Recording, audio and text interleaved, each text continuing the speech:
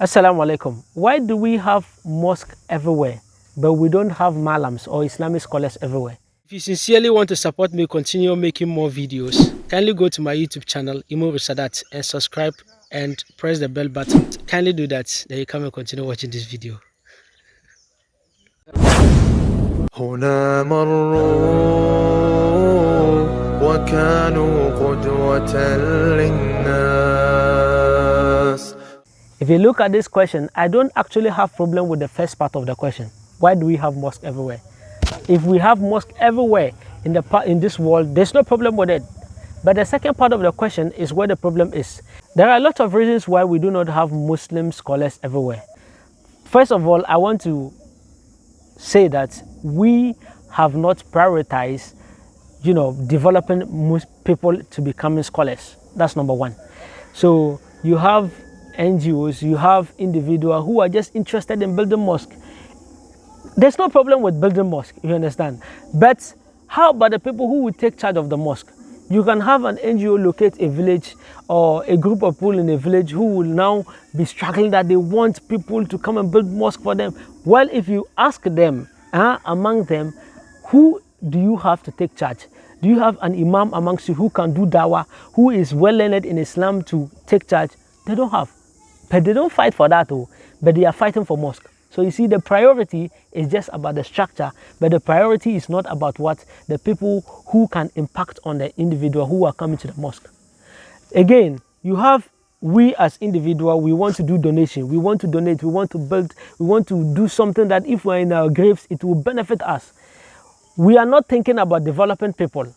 The only thing we are thinking about is building a mosque, and I don't have problem with it. It's not the problem to build a mosque so that when people pray in it, you get the reward while you're in grave. There's no problem with that. But the problem here is that when you build that mosque and people are not praying in it, that is where the problem is.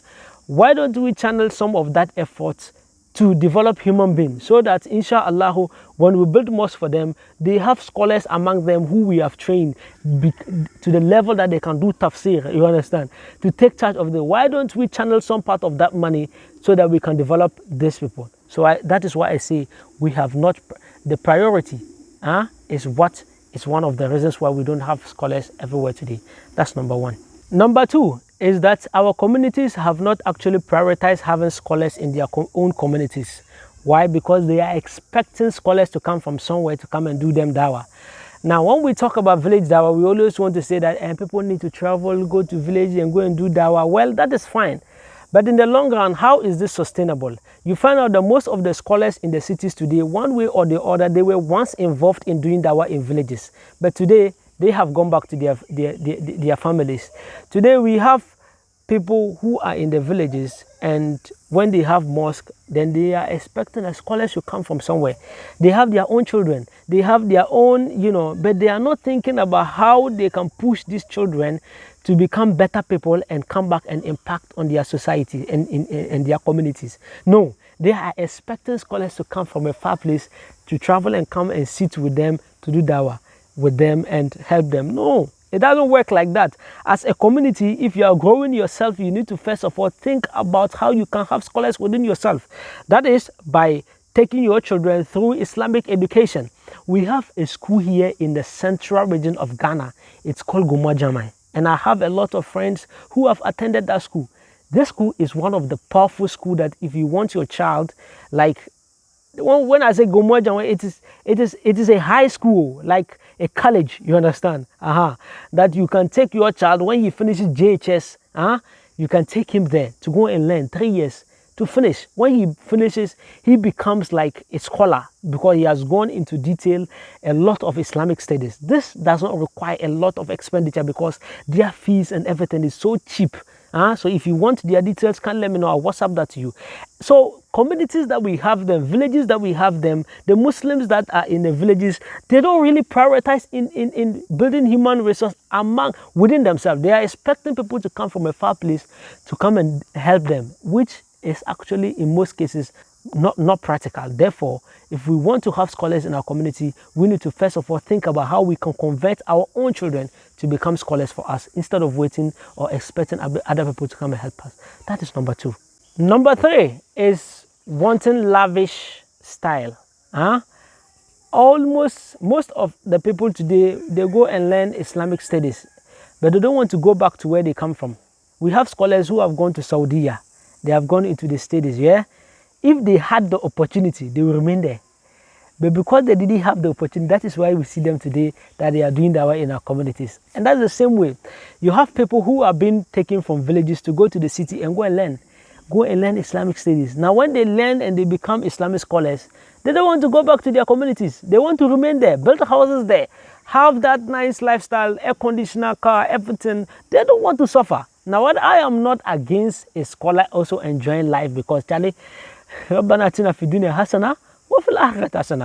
a scholar is not just meant to only suffer for the hereafter. He can also enjoy himself in this world. There's no problem with that. But what I am saying is that when people sacrifice and then they take their own children to go and learn in the cities, to come back to their communities and impact, they don't want to come back. They want to remain in the cities. They want to remain in Accra. They want to remain in Kumasi. They want to remain at those places. They don't want to come back home. So you see that this generation of people that we have today, they are not ready to sacrifice. Just enjoyment. They don't want to suffer. They don't want to come and live in their villages that they don't have light there. They don't want to come and live in their own places that they don't get, that kind of recognition, or that kind of, the exposure, that kind of love from people. They don't get that. They will not go back. They prefer to remain in the cities while their people keep suffering. You see a lot of jahilinchi, a lot of ignorance in the village. If they tell you that some scholars in the cities that we are praising them today, they are from these villages, you will not believe. Why? Because of the seeking of the pleasure of this world beyond the pleasure of hereafter. So that sense of responsibility, that sense of sacrifice, that sense of contribution in the young Muslims today is dead. That is why today you see that there are no much scholars in the villages. Another reason why you don't see much scholars in the village is insincerity of some scholars. We have NGOs today that are located in the cities today. They are really sponsoring scholars to go to the village and go and do dawah, but they will not. They will not. They will take the salary. They will take the money, but they will not go to the village and go and preach. And so if you have person who is going to the village to go and do dawah, trust me, that person is really a good person. I'm telling you. You have scholars that NGOs they put them on payroll, they are paying them, but they are not going to village to go and do what they are supposed to do. The hereafter is going to be serious. On the day of judgment is really going to be serious. I'm telling you. Because you have people who have gone to Saudi, they have scholarship. Why did they'll ask them during the scholarship and things, why do you want this scholarship? They say, I want to, get this scholarship so that I can come back to Ghana, go to villages and go in between tower. Yes, they'll give them the scholarship. They'll go and learn and finish. When they come back, they remain in the cities. And to some extent, they put some of them on payroll. Instead of them to take the money, when they get the money, they need to go back to the village and go and do the dawah. They will not do it. They will remain in the cities. Just enjoy. Hayakallah. They speak the Arabic. You want recognition. They want to be, recognized. You understand? So insincerity of some of our Muslim Imams, some of our Muslim scholars, is one of the reasons why we don't have people in the village. Because they are paid to do it. They are paid. Some people are paying them. Take this money so that you can feed yourself and your family, and then go and do dawah in the village. They will not do it. They will take the money, pocket it, and then remain it and just be causing confusion. So there are a lot of reasons. I cannot finish tabulating or mentioning all the reasons why, you don't have Islamic scholars in the village. There are a lot of reasons. These are just a few. And I pray that Almighty Allah should bless us. The reason I'm doing this video is to educate you. And that if you are a young person and you are coming from a village, please go back to your people. Go and impact on them. Go and share the knowledge that you have acquired. No matter how stubborn they are, please share the knowledge to them. That is what you have done your part. Another reason I am sharing this video is, for NGOs or people who are sponsoring people to go to village to go and do dawah, to not just sit down there. They need to go and investigate whether the people are really doing the dawah or not. We have a lot of people who are insincere. They are taking the money you are giving them. They are not doing it. So this video is meant for you. Another thing is also to tell our own people to fear Allah. If people donate money to you to go into the village to go and do dawah, people are giving you, putting you on salary to go to the village and go and do dawah. When you take the money, please go to the village.